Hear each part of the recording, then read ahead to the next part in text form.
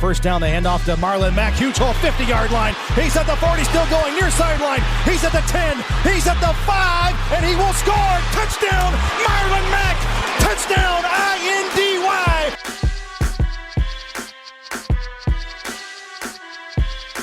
And again, it's picked up. It's Darius Leonard. Leonard with his second INT, and he's streaking down the near sideline. He's at the 40. He's at the 30. He's at the 20. He's going to go. A pick six for the Maniac. Horseshoe is back, baby. The horseshoe is back. What's going on, Colts Nation? Welcome back to another episode of the Bring the Juice Colts podcast. We are going to be discussing some fantasy outlooks going into the Colts Week 3 matchup against the New York Jets. Joining me is Vic from Dynasty Bros Fantasy Football Podcast. Vic, how are you today? I'm doing good, Derek. How about you? Doing all right, man. You know, just trying to stay healthy, you know, all the jizz of what's going on with this year, but I mean, man, it's great to have football back in full swing. I'm loving it.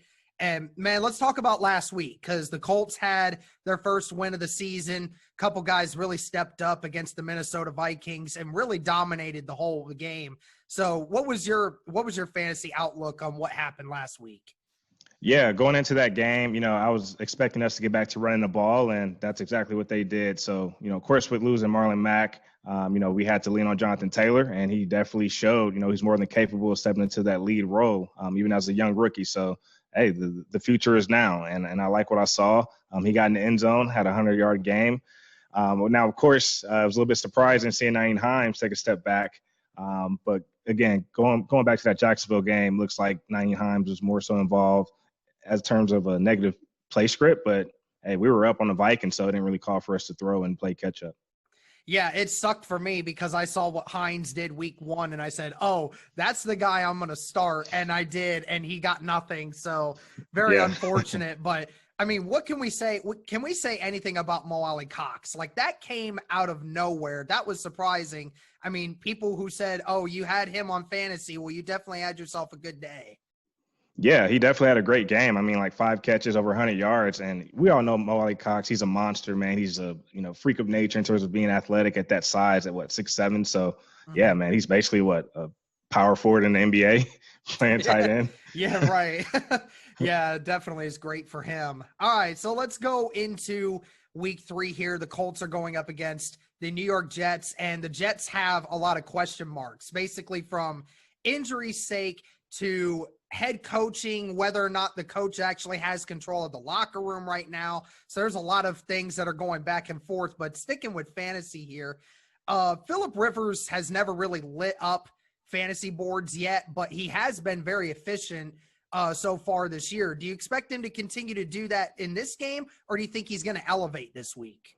Yeah, I'm expecting him to take a step forward in terms of, you know, with the passing game. So, of course, our running game, it's being established. So now we have to recreate the passing game, given we just lost Paris Campbell. But as far as fantasy, I would actually sit Phillip Rivers this week.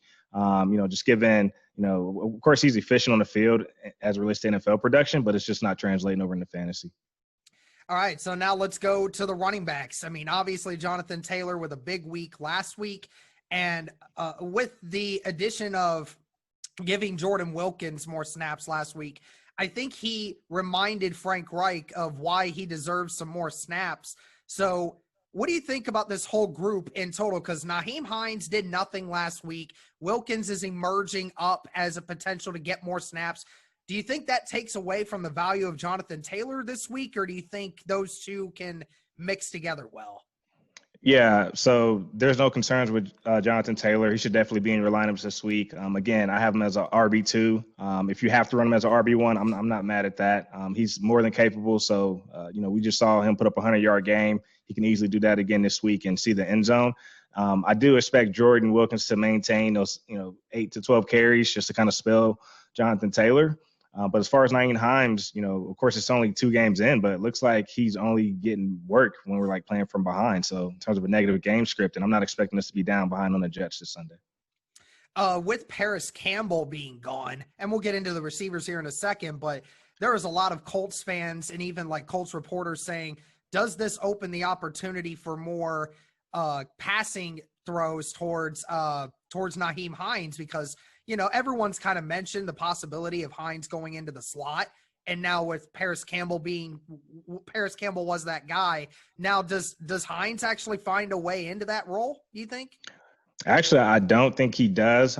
So actually, at least what I'm reading in here, and Zach Pastor's going to step into that slot role for Paris Campbell. So he's more than capable. And of course, we saw Pascal hit the end zone last week. And of course, we got Michael Pittman. And surprisingly, he was on the field for over 90% of the snaps. So he was out there. Of course, we had T.Y. T.Y. played about 56% of the snaps. Of course, he dropped one, left one out there in the end zone. But I'm actually downgrading all the wide receivers for the Colts to the flex spot. So really, if you have T.Y. Hilton, I'm comfortable with playing him as your flex. Also Zach Pascal, but those are the only two pass catchers I'm looking at right now. Just given last week, it looks like Phil spread the ball around between the tight ends and the wide receiver room. Yeah, so let's talk about T.Y. Hilton and possibilities for this week, because T.Y. was mentioning in his press conferences that, his grandma called him and told him that she didn't like what she saw on TV and that wasn't him. And he said that was kind of a rude awakening, and knowing that he hasn't been himself over these last 2 weeks. He said, I felt like I've been trying to prove something when I haven't needed to.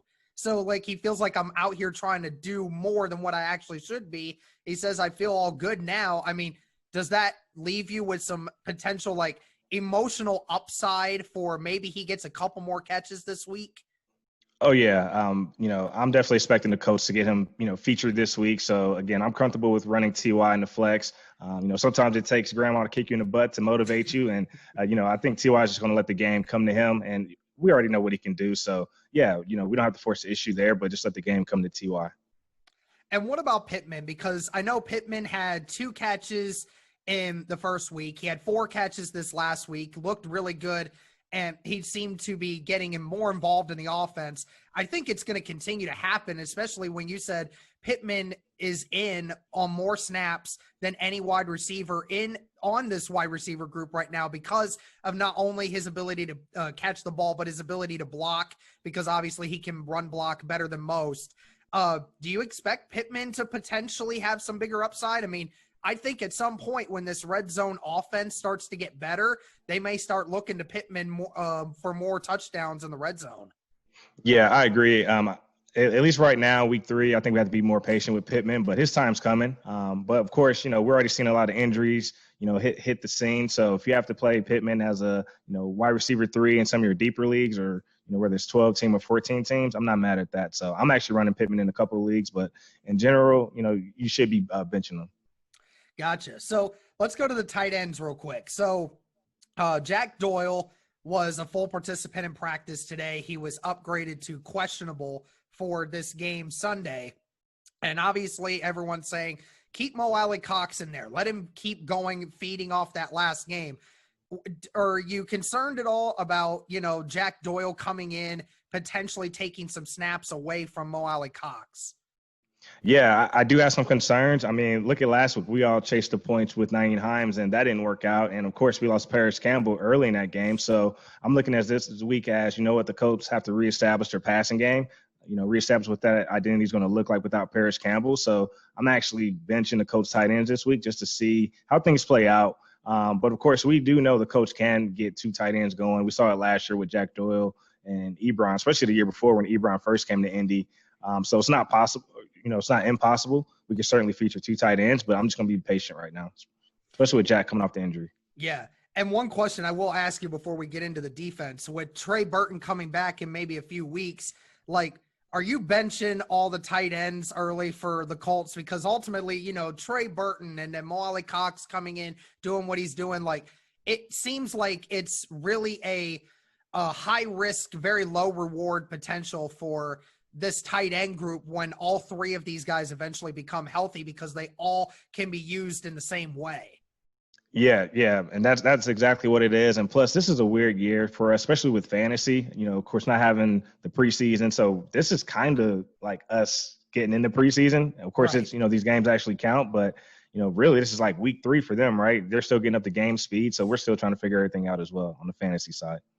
All right, well, let's finish this off with the defense here. I mean, the Colts, I don't know what the Colts fantasy looked like week 1. I know that they did really well in week 2, obviously only giving up 11 points, had 3 sacks, 3 interceptions. They obviously turned out a really good fantasy outlet that day. Do you expect that to be the same way against this Jets who, mind you, don't have Le'Veon Bell, don't have their top 3 wide receivers, don't have one of their right tackles, and might not have their center? Do you expect it to be the same thing what we saw against the Vikings? Absolutely. So right now the Colts are the number 6 defense right now. So, they were a must start last week. They were a must start again this week. The Jets have struggled with establishing the run game. So of course last week San Fran gave them trouble. And then of course going to, back to the prior week against the Bills. The Colts should definitely, especially with our front 7, have another nice day. Just like what they did with keeping Dalvin Cook in check. So. All right, I think that's going to do it. One more question I do have for you. Over under on 2 interceptions for this game? Oh, I'm going over, man. I mean, we got Adam Gase calling the plays, man. Of course, he doesn't put Sam Darnold in the best position to be successful. So, I definitely love the talent with Sam Darnold, but I just feel like, the coaching is kind of hurting them right now. And they're missing a lot of weapons at the wide receiver position. So it's going to be a tough game. And they're missing Le'Veon Bell. I totally agree. All right, Vic, thank you so much, man, for doing this. And I appreciate it, man. All right, thanks. Take care. Go Colts. Go Colts.